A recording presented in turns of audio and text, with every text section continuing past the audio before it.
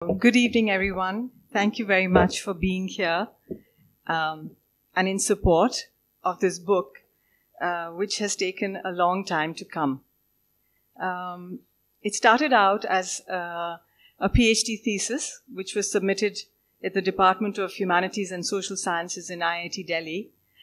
But my sojourn with Tamil Nadu is much even before that. With the Saris of India project in 1987, when I started traveling to handloom weaving villages in Tamil Nadu. And at that time, Co-optex took us to almost 98 weaving villages, where I must say, I couldn't forget the vision. And in 87, going to all these weaving villages was a learning I could never have had in any textbook about Tamil Nadu or about India.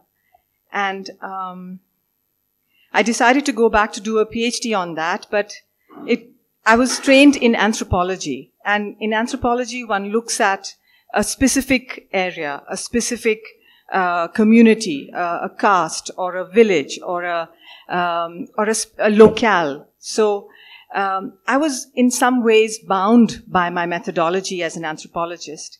And so the PhD thesis was really an ethnography. It was a narrative of an anthropologist in a very narrow sense.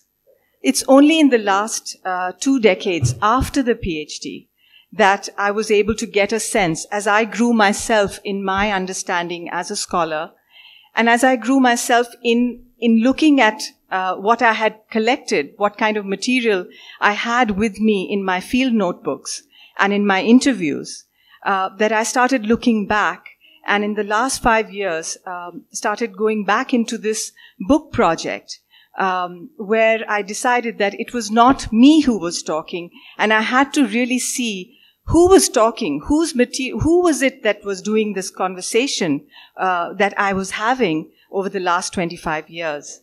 And so this book is really about the Padmasalyar community, what they do and what they say they do. And you know, I started this work coming from Delhi and, being familiar with the way Bharatnatyam brought the Kanchipuram sari to the north and to the whole world through Kalakshetra. It was obvious that I would start with the Kanchipuram sari. I started with the Kanchipuram sari as an entry point into the research. But it took me way beyond Kanchipuram. It took me to Swami Malai. It took me to Kumbakonam. It took me to Salem. It took me to so many different places, which were silk weaving villages. But the point was that I did not go to them through the fact that they were silk weaving villages. Very soon I realized that I need to follow the networks of production, of kinship, of caste and community feeling.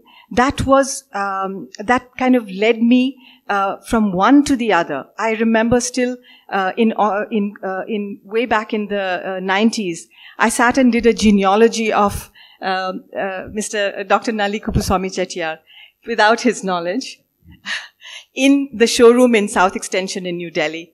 And each time I would go to Kanchipuram or Kumbakonam, I would go back and add a few names to that genealogy, which became a big chart of his family. So this book is about what the Padmasalyars say they do, and what they do, and what they believe in as a group, not just as individuals. And you will see here, we had a meeting already of this book in Sri Rangam, but I won't say more, but just to say that I'm very, very grateful to all those who have shared their time from the Padmasalyar community. Even though they're a small community in Tamil Nadu, their presence has been quite formidable. If we go to Panagal Park 30 years ago, when I came in the 1990s, I could not find every person I would speak to was a Padmasalyar. I could not have done a story of the Padmasalyars. So, so this book is about that moment in 20th century, in the 1990s when I began my research, And as I look back now, after completing 30 years, to see what is it really that I stumbled upon 30 years ago. Thank you very much.